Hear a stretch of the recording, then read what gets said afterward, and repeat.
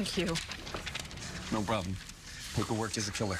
Oh, actually, it's order forms. I just printed up their flowers for the wedding. Just got a billion of them to fill up that space. Billion? Wow. Yeah, I called every florist in the city, and this one had an event canceled, so as long as I can get there in the next half hour, I get them all. I just have to hope we don't get a call in the meantime. Sweet. Yeah, hopefully they still look good by tomorrow. I'm sure they will. Hey. I know we talked about putting this thing between us on the back burner. You talked about that, not me. Right, okay. And at first I thought going to the wedding together seemed like too big a deal, considering how casual we are.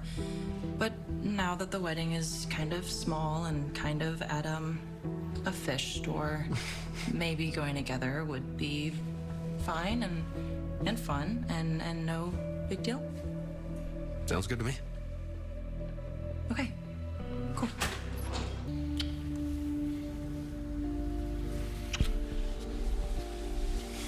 Will you marry me? I get a couple days to think about it. Actually, you have 26 hours. You ready for this? Moving to Portland, leaving 51, us and the kids in one house, no escape. It's a little late to ask me now. Like you said, there are 26 hours to back out. Not gonna happen. Good. Because it would be pretty brutal to leave a guy at the altar in a fish store. I said that I was sorry about that. And Violet says she's got this. She's gonna make it beautiful.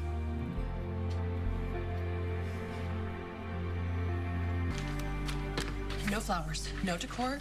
It's all going to hell. This is Chief Robinson's fault. Showing up with no notice out of the blue. What is she up to? I'm telling you, it's a power move. She's trying to intimidate me. Oh, God knows who my new partner is going to be. I am picturing Voldemort. Where am I going to find that amount of flowers at this point in the day? None of the florists stay open late enough or have the amount that I need in stock. We could try going to one of the big box stores. They've got those garden sections with the potted plants. And they usually have dry flowers, too. You're literally making me sad. I'm just trying to help. We need a miracle. Okay, start Googling florists outside of Chicago. I will drive to Indiana if I have to. Okay. So you still got your hand in some arson cases? Yeah, I love it. But I was gonna give it up for Stella. She thinks arson is like a drug for me. I get lost in it, start turning into Benny. You do? I did, before. When I really thought I might lose Stella, it was no contest. The case was a bitch, but I never lost sight of the end goal, coming home. I remember sitting for these cigar chats back when we were two single guys with nothing and nobody to lose.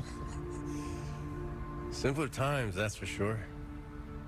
Pretty damn lucky now. I know it. We've been through it, you and me. Hell and back together, more than a few times. I'd be a lesser firefighter if it wasn't for that. Told me once the house needed me, and whether I knew it or not, I needed the house. Been thinking about that a lot the last few months. You admitting I was right? No, I just said I thought about it, that's all. It's funny how we pull out cigars and it suddenly feels like you never left. A lot of ways, it didn't. Feels permanent, somehow. When you leave this time. Sylvia and I will always come back to 51. 51, Squad 3, Truck 81, Engine 51. Fire at McCormick Place. Have fun, Lieutenant. Always, Captain.